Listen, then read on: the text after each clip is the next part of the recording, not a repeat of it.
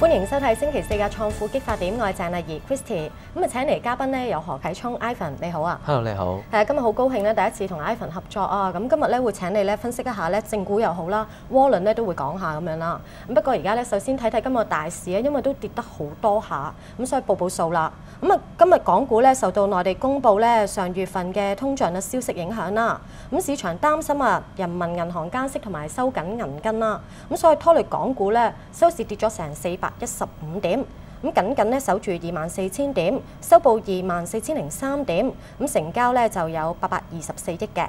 係啦，咁 Ivan 想揾你分析一下咧，其實而家嘅市況咧都好受住內地有啲消息公佈咧而影響，都幾波動。咁其實農曆年前咧，港股咧嗰個情況係咪依然係咁嘅咧？係，其實而家距離農曆年咧都係得翻個零禮拜啦。咁我哋睇到咧就係2011開季嘅時候嘅話咧，有個別即係估值可能都係略低嘅一啲股份嘅話咧，其實都係備受咗資金追捧咗一段時間㗎啦。咁其實咧即係個累積升幅都唔細，去到呢個水平嘅時候嘅話咧，我哋今日咧見到咧隨住個大市連續多日咧都未能夠突破24,500點呢個水平咯，開始係有一啲嘅獲利回吐嘅情況出現咗㗎。咁同埋我哋睇翻咧就係之前個大市上升啦，咁其實而家就冇咗國內股市嘅上升帶動啦，甚至可以話即係內地股市方面咧係拖咗港股嘅後腿啦。咁之前係我哋係靠住美股方面嘅上升啦，同埋美國企業嘅企業業績期，大家預期啦，應該美國企業嗰個嘅表現應該會唔錯，帶動到道指上揚。咁所以咧資金咧就係吸納部分估值比較低嘅一啲嘅藍籌股。咁但係咧我哋開始睇到咧就係美國企業嘅業績期慢慢咧已經差唔多完結啦。咁第二樣嘢就話即係個別嘅企業其實嗰個業績表現咧就冇上一個季度咁理想嘅。譬如話琴日即係公佈業績嘅高盛嘅話咧，有分析員就覺得佢嗰個嘅呢一個嘅交易嗰個收入上邊嚟講咧係有所減少。咁擔心咧嚟緊啦一啲嘅大型銀行嘅話咧嗰個嘅盈利表現咧就冇大家預期咁好。咁所以咧見到咧就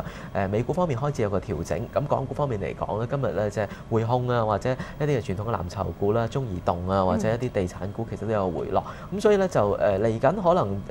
嗰個大市咧有機會係出現翻一個調整。咁但係預期個調整幅度未必太大嘅。好簡單就話即係個大市喺2011年開季嘅時候嘅話咧，唔少分析員都覺得嗰個估值係比較平嘅。咁所以咧即係佢真係去到23,000點呢啲水平嘅話咧，又唔排除話有啲資金咧又會再入翻市。暫時可能個大市個波幅咧睇翻大概23,500到24,500點呢個水平之間。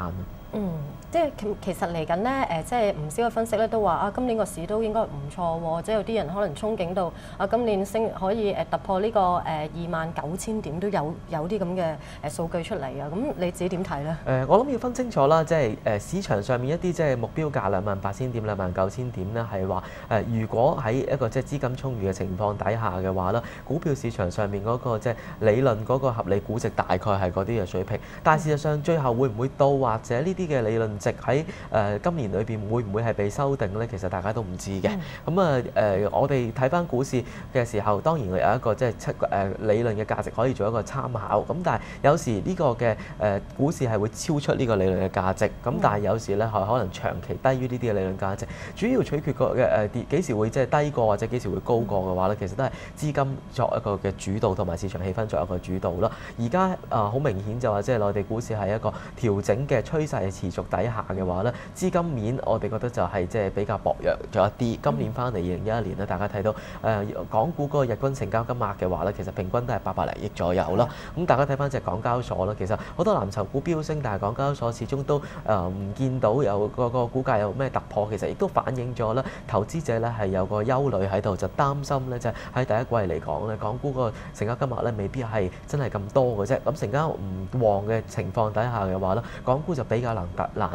去突破舊年25,000點嗰個水平咯。咁大家睇翻其實舊年去到24,988點呢個水位嘅話咧，當其時港股嘅成交金額啦去到1,300-1,400億㗎，去唔翻成交去唔翻呢啲水平嘅話咧，港股係比較難突破咯。咁都幾難捉摸嘅事。咁我哋睇下啲個股啊，今日呢個中資金融股咧最受影響啦，因為即係 CPI 數據影響啦。咁特別係建行啊、中行咧跌超過2%啦，工行咧都跌咗1.4%㗎。咁咧其實嚟緊啦，即係人行又會收緊銀根啊咁樣，咁對內銀股都有啲影響。咁咧其實可唔可以分析一下咧，即係內銀股嘅前景咧，其實係點樣？會唔會好波動喺度？如果你話即係睇翻內銀股方面嗰個前景嘅話咧，今年嚟講咧，可能即係會係一個比較窄幅嘅一個嘅波動嘅一個時候。咁當然，如果你話即係去到第三、第四季個市場氣氛係轉好，同埋即係環球經濟係進一步係有所改善嘅話咧，屆時可能內銀股個表現會比較好啲。咁但係第一季嚟講咧，好大機會都仲係一個即係受到內地調控嘅政策所影響咯。咁所以大家睇到啦，即係內銀股喺1月份嘅升浪當中咧，其實一路表現都比較落後。就算話曾經有一兩日咧，就唔少嘅投資者睇